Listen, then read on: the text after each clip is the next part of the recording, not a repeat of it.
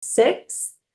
And we're continuing our discussion around private equity in healthcare and healthcare market. And we're joined by Maureen Hensley Quinn today. And we're excited to have you. So thank you so much and welcome. Thank you very much. And I do have slides if it's okay to share my screen. Absolutely. Thank you. Okay, I hope you all can see that. I am going to try to put it on slideshow. Great. Okay. So thank you so much to the committee for inviting me and for talking about this topic. I'll start with just an overview of my organization, because it sort of sets the stage for the perspective that I'll share. NASHP, the National Academy for State Health Policy, is a national nonprofit organization focused on supporting states to develop and advance state health policy innovations. We work with state officials across agencies and offices that touch healthcare, which is a lot of agencies and offices. And our goal really is to support states' pursuit of their goals. And I will share this particular model that I believe Vermont used for inspiration or a foundation for legislation that you are considering really does come from state officials that we work with. So just to share a tiny bit of background, NASHP started working on hospital and health system cost issues back in 2018, 2019. It was because our academy that makes up NASHP's sort of guiding body came together and said, as we start digging in and looking at healthcare costs, we have identified the largest proportion of our state healthcare dollar is spent on hospital and health system costs. We just want to understand this better. We want to understand what policy levers we have. And then quickly thereafter, we created a work group, and the work group has changed and iterated over time. But consolidation was a primary focus. In 2021, we developed our first model policy to give states authority to review and make decisions about proposed transactions. This was largely built upon what Oregon had passed and was implementing. Then we sort of came together with the group. We have a consolidation work group that is sort of representative of many different kinds of states. And they brought forward a concern about private equity in their health systems, and specifically private equity that was affecting individual or group practices of physicians. So as we started talking to the states about what policy solutions they wanted to pursue, strengthening corporate practice of medicine became a focus of their attention. Then we also started getting a number of state questions as there were hospital closures. At the time, it was primarily rural hospital closures, and it was happening in states like Texas, Oklahoma, Indiana. And they said, once we don't have any notice that the closures are going to happen. And then once the closure does happen, we are identifying that they were actually part of larger systems. We just would like a little more information about ownership transparency so that we can better navigate a potential hospital closure. And so we brought the state group back together, and they said, we want to build, this is all related to consolidation. We want to build on the model law that already exists, which was giving states some oversight authority over transactions. And we had a frank conversation. This is going to become a very large model legislation. And that was the ask, recognizing that states could take pieces and adapt pieces, but having something that they could navigate and work from that addressed all three of these different areas. So that's really what gave life to this model bill. And I'm happy just to walk through the different sections because I recognize there's sort of a lot within this, but just to give you all at the committee some insights about the context and the policy concerns and some of the decisions that the state officials we work with wanted to put forward, some of the policy solutions they wanted to have as a result of their discussions. But this chart right here gives you just a quick snapshot of the three major provisions, the approach, and the policy concerns. So I will go through each one in just a little bit of detail, and then I'm happy to have discussion or answer questions or whatever would be helpful. So the first part is an enhanced oversight of material healthcare transactions. This is meant to get at transactions that antitrust tools are not adequate to capture. So this does not replace antitrust tools that exist. This is intended to sort of get underneath that, if you will.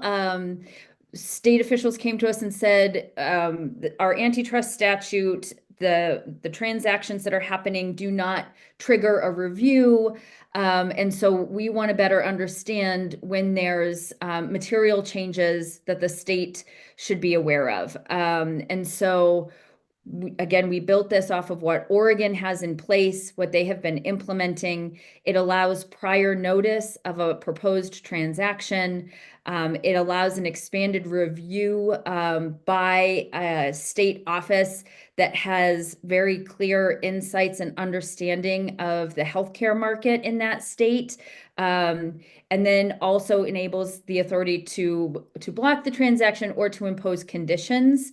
I often explain that Oregon, the state that has been using this for the longest amount of time, they do a fair amount of transaction overview. To date, they haven't blocked any. They haven't opposed any transaction, but they have placed conditions on those transactions.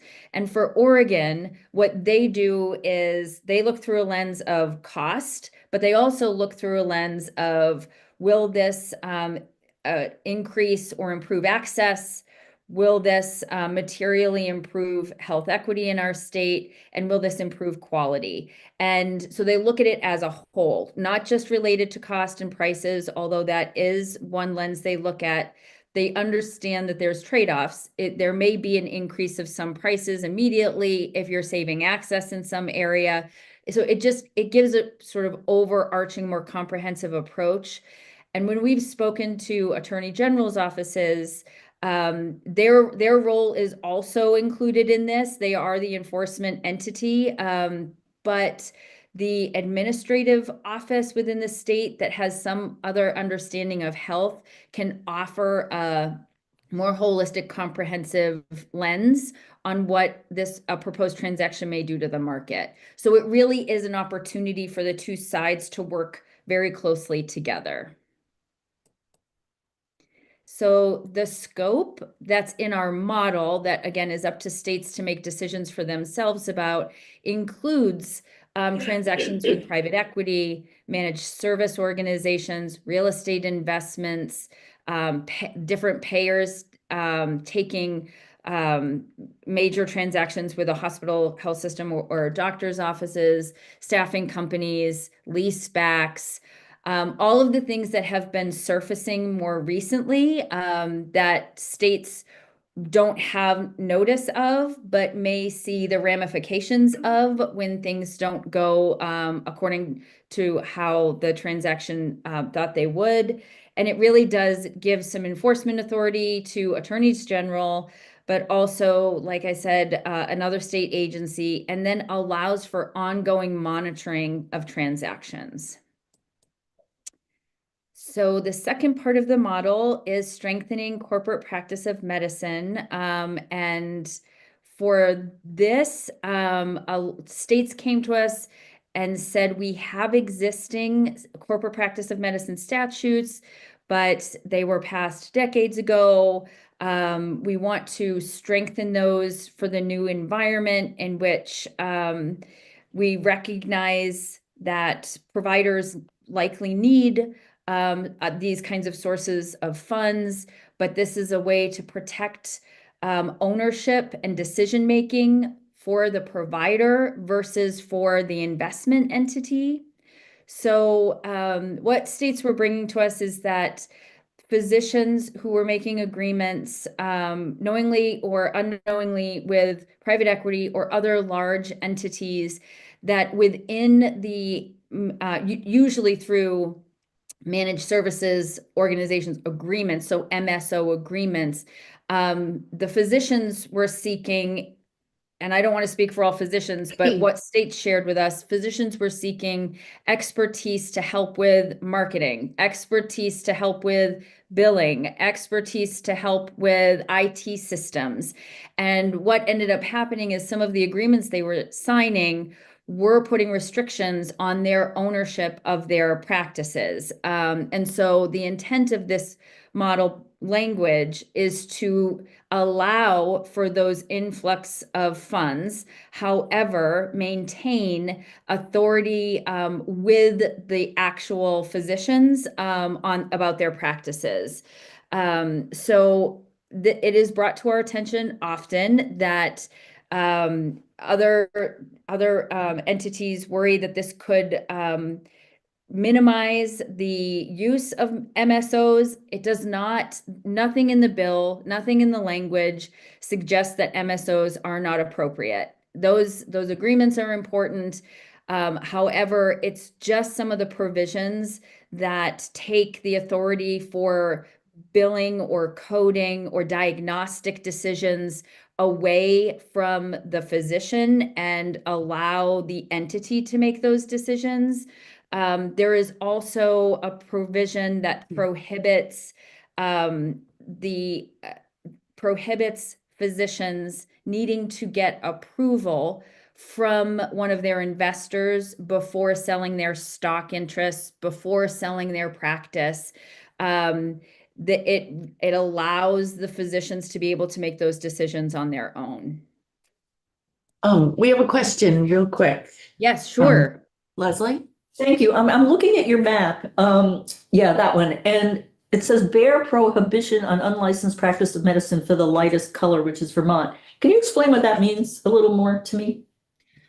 Sure. So this map is part of a paper that was put forth, and this they're trying to highlight how just the sort of level of corporate practice of medicine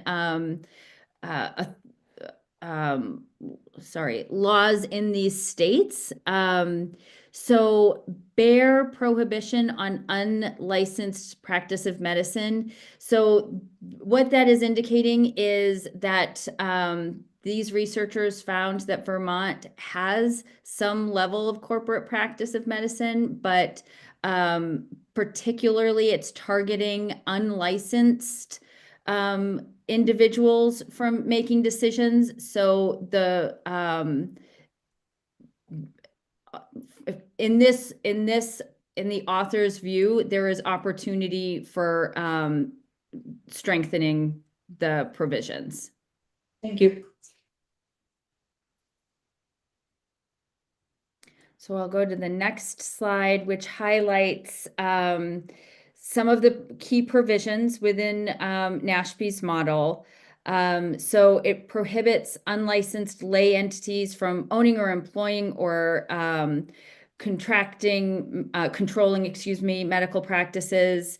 It does, as we go further down, it does restrict dual compensation or control of PC and MSOs, requires that licensed professionals maintain ultimate control.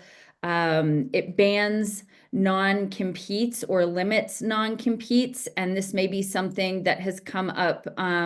It's coming up across states where an employed physician leaves a practice, and because there are bans or non-compete clauses within contracts with external entities, those physicians, when they leave one practice, can't easily go to another practice and start working. So non-competes typically have a time period in which a physician can't practice within a certain number of miles or in a certain region that is close to the office that they've just left. We've heard many state officials very frustrated, particularly when we're talking about primary care or behavioral health, that you have physicians that are licensed and able to practice but can't because they are under a non-compete. Protections for employed physicians, and then multiple routes of enforcement, private enforcement, or the Attorney General's office can move forward, or there can be an administrative agency that has some authority for enforcement. So the third and final piece of this model is transparency of ownership and control of healthcare entities. Again, this was added because many states realized they weren't aware of who owned what in their state. So it requires that all existing healthcare entities report information on their owners, controlling entities, share information about their business structures, including if there's a parent company, if their entity is a subsidiary, any management service organization interests, requires all health entities to report any changes to ownership or control. And then there is a provision to make this public. That is obviously an option for states. And who would this apply to? It would apply to health entities across the state. The model includes group practices, hospitals, nursing facilities, PBMs. However, that is obviously up to the state to make a decision about. The frequency, we envision annual reporting, or if there is a major change in ownership, that would be reported. And then there is information here that states specifically wanted within the information that would be reported. And then the vision from the states that we worked with to develop this is that like a Department of Health or a health commission would be a prime spot for this this authority to reside, given that departments of health are already licensing health entities. But obviously that would be a state decision. So this is just a snapshot of states that have taken action in some way or another in this regard. And I'm happy to provide more information on this. I will note that this was updated at the end of 2024, and we already see a number of states that are pursuing legislation across these policy approaches, and I'm happy to share more about those. We do have a legislative tracker that's public and online in case that's helpful to you. But we are aware that there's several different states that are pursuing healthcare transaction oversight authority in this session, corporate practice of medicine, and ownership transparency. And then that's my contact information, any other resources, but I'm very happy to answer any questions or go back and spend a little bit more time on anything that would be helpful. Thank you. That's very comprehensive. Is there any questions? Woody, did you have a question? I see you looking at me. Yes, I could ask a couple of questions. Sure. I guess your models have been implemented in Oregon. What other places besides Oregon have these models been implemented, or these policies? And how effective have they been in keeping hospitals active and open? That's a great question. So Oregon has been the leader in this space. But sorry, I'm just clicking out of something. So Oregon has been the leader in this space. However, there are other states that have transaction review authority. For instance, Massachusetts has authority to review transactions. California does as well. The difference between Massachusetts, California, and Oregon, their healthcare authority that has that they oversee Medicaid, they oversee the state employee health plan, they have data resources about their health system. That healthcare authority has an office that can review these transactions and with that lens that Oregon has added to this of, will this increase costs? Will this increase health equity? Will this increase access and quality? And they can sort of lay that lens on this. I have not, they've had it in place since I believe 2022. I don't believe that there have been any hospital closures or anything like that as a result of their transaction review. They look at this with I will say some of their transactions they have allowed to move forward, but they have conditioned.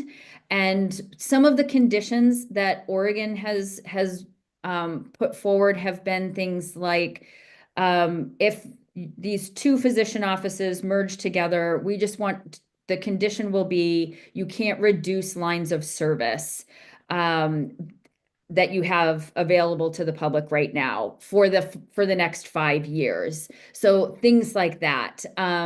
If they are currently reviewing a very large transaction across 2 different health systems, and they've shared just on the side that they're viewing that to make sure both systems, even if merged, can move forward and they can maintain their access points. So the goal of this policy is not to affect negatively the entity that is seeking to have a transaction. It's really just to understand where is the money coming from in the transaction? Does it change ownership?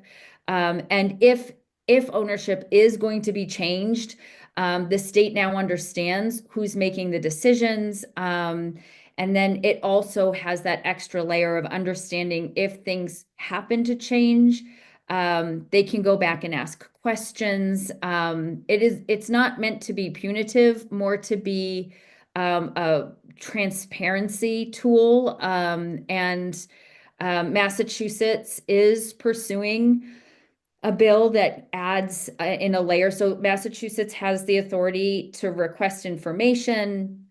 They collect and do an analysis of potential changes in their state, but they don't have the authority to say, yes, you can move forward. No, you can't move forward. Here are the conditions we would place on this.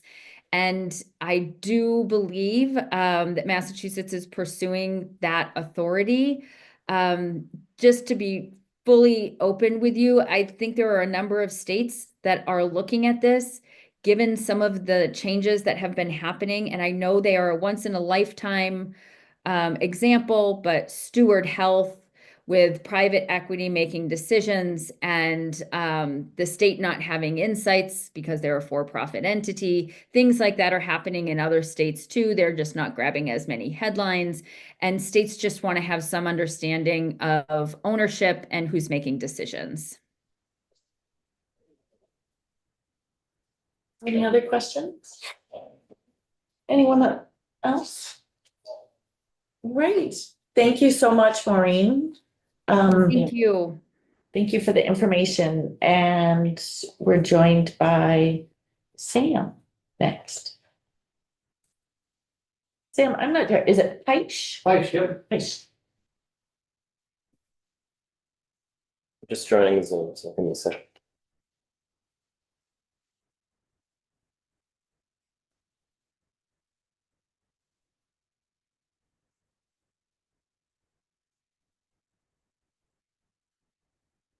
Good morning. Morning. Sam Peisch, health policy analyst with the, I'm muted. Thank you.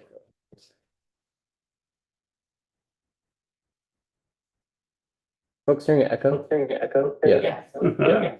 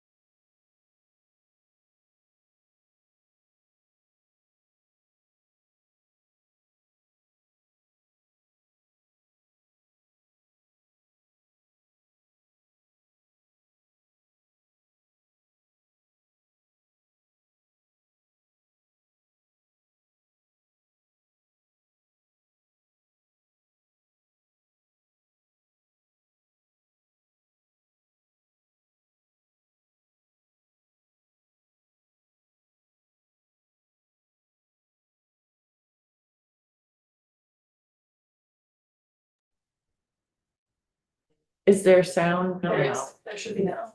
If maybe when you might have to get out and then get back in without, when it asks for the audio options, say no audio, and that way. I think when you muted it. Yeah. Muted it, okay. I just unmuted it, so. Okay. Should we? I think that we should probably maybe give a short synopsis of what you just said. Sure. People weren't able to hear. Yeah, so just the why. I mean, I think we're at a crisis state that makes us vulnerable, really. And just because our system is fragile doesn't mean that business can't make money, as we've seen with the Stewart healthcare case in particular, but there are other cases of that in New York, Connecticut. Just because a hospital is not profitable overall doesn't mean that there aren't individual service lines that can be made money from. The last point I want to make is part of our collective response to these issues also has to include protecting us in the future from future threats. Because as bad as things are, they can get much, much worse, unfortunately. So building on the why a little bit, at the high level, in terms of trends, corporatization and privatization of healthcare is increasing. I don't think that's disputed by anybody. And federal regulatory power and oversight is decreasing and set to decrease further. So in our view, this really places a lot of the onus of responsibility on states to effectively regulate, which is obviously a challenge in this environment. Not a single independent expert that I talked to thought that Vermont had a sufficient, clear, and unified regulatory structure. When I went into researching this topic, I hoped that I would find out that we were safe, that we had the regulations on the books, the statutes on the books, because adding regulation can increase burden, particularly on providers that are dealing with a very burdensome and complicated system. Unfortunately, that was not what I found. And while we do have some statutory protections, they, in our view, are insufficient and need to be strengthened and unified. Vermont's current statutes for regulating private equity in healthcare are actually weaker than Massachusetts were before the Stewart healthcare situation. And Massachusetts was thought of before the Stewart case as really a leader for having very strong regulatory protections, and the Stewart healthcare disaster still happened there. So there's much to be learned from that case. I know Dr. Kane sent a case study along to you that I encourage you all to read. And if you have questions about it, feel free to ask her or ask me.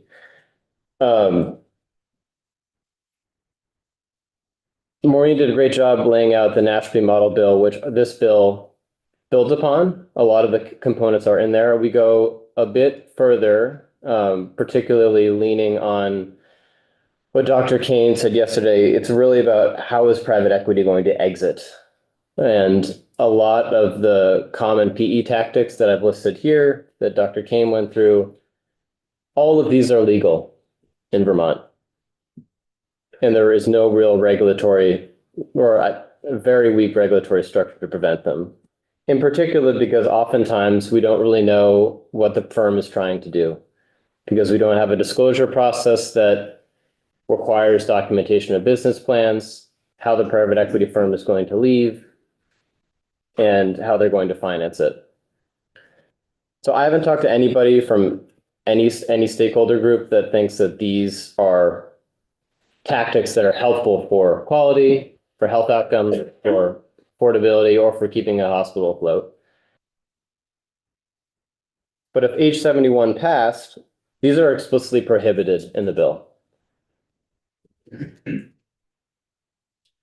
So at a high level, I want to just reiterate what H71 seeks to do. So it's a couple of big buckets that I can go into more detail, and I have some slides in an appendix, which I can go into, but I think I want to stay at a high level for this morning. So it establishes a regulatory process, gives the Green Mountain Care Board a lot of tools to review, modify, and if it so chooses, deny private equity transactions. And it gives a set of clearly defined criteria that are designed to protect quality, affordability, access, and provider autonomy. And what I think the most important pieces of this bill is that it requires the firm to provide all plans to make a profit, particularly an exit strategy, in plain language.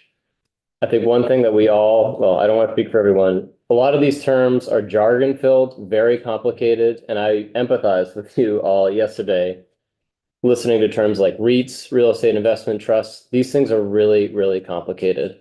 So we felt it was very important both for the board to help them and help the public understand what these firms are doing, that there be real disclosure requirements in plain language. So we all know, eyes wide open, what their plan is.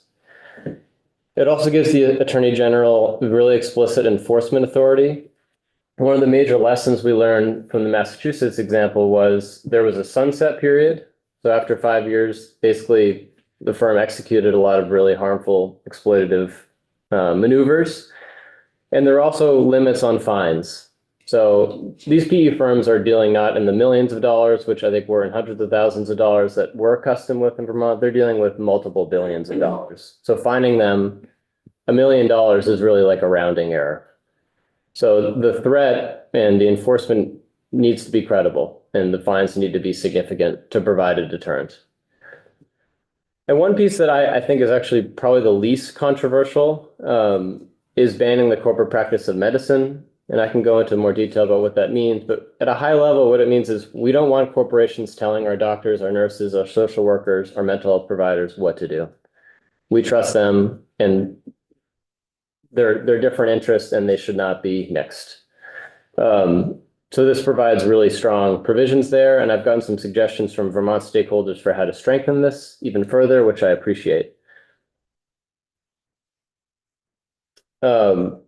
I do want to mention that just before I play this video, this bill can be improved for sure. And part of our task, and I keep saying the off season like we're a sports team, but outside of the session our hope is to come together next session with a consensus bill.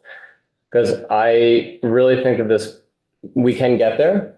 There's some concerns around burden of providers, particularly during the regulatory process that we want to address.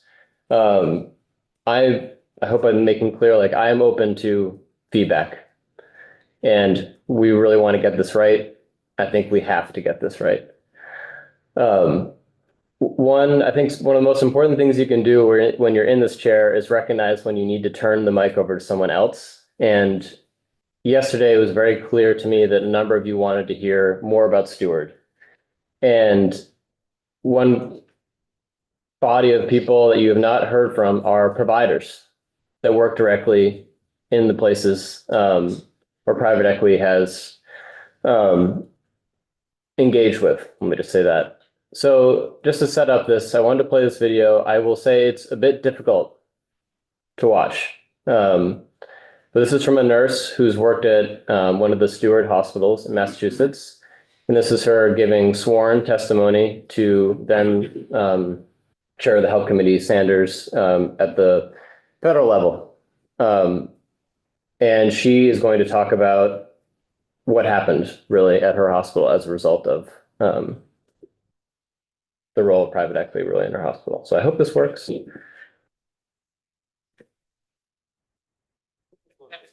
at the close. Look at the close. Thank you, Senator. Thank you, Senator. Thank you, Senator Sanders.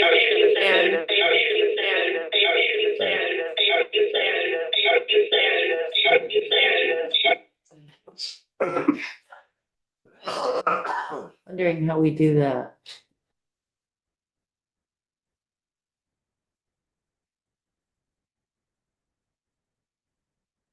Could you play it from yours, Kristen? It's on, I can also email it to you if you want. Just stop sharing. So.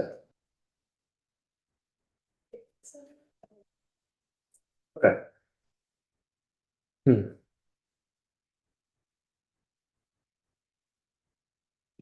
turned on your. It did, yeah, but it didn't seem like it was playing through here. I'm wondering if we play it through the computer, it pick up, or.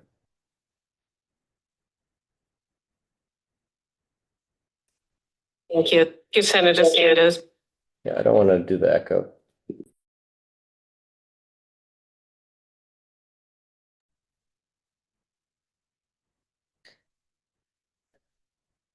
If you have suggestions, Don't look at me for any technology. I was gonna do that when Delia's here. If you want, just send me the link to the video. Yeah, sure. Yep. Apologies. Not needed. Stop sharing it, you just lay it on your computer and turn it around. It's not Ours like doesn't have to visual. play on ours. Ours doesn't have the arrow, right? Yeah. So if somebody has earbuds that Plug in, Oh, here's video. Echoing, okay. So it's because your system, you're gonna have to turn off audio completely on your system. Okay.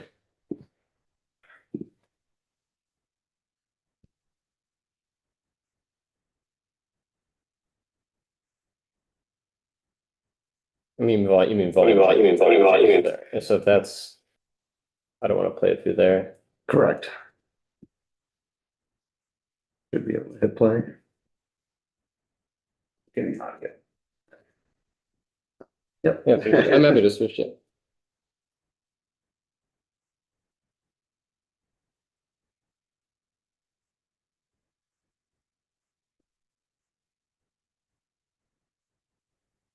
I can also email it to you. That may be the quickest way to get going because it's new settings within Zoom and it's a matter of sharing audio of his computer while not creating the echo loop. So it may be better for him to just send it to you. Yeah. So if you could Yep. email it to her, that'd be great. We have plenty of time. I'm glad. No worries. Apologies.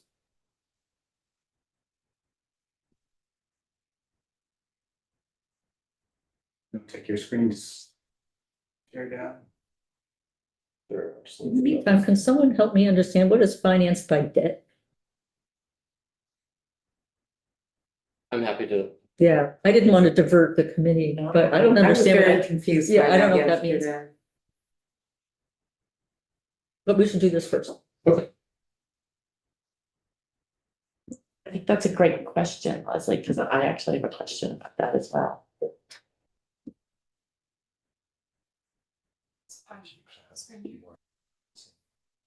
Say that again, start from the beginning. Just surmising Mhm. what that you have. You said financial institutions have financing for you to maintain. So it's an outside someone finance, I don't. that's reasonable.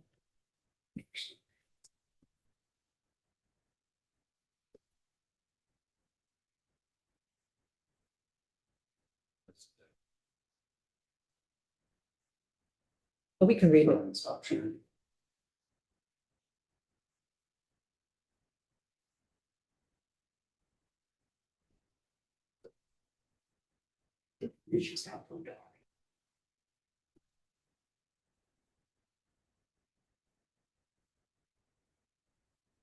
Normally it's Teams I'm battling with. Not Zoom.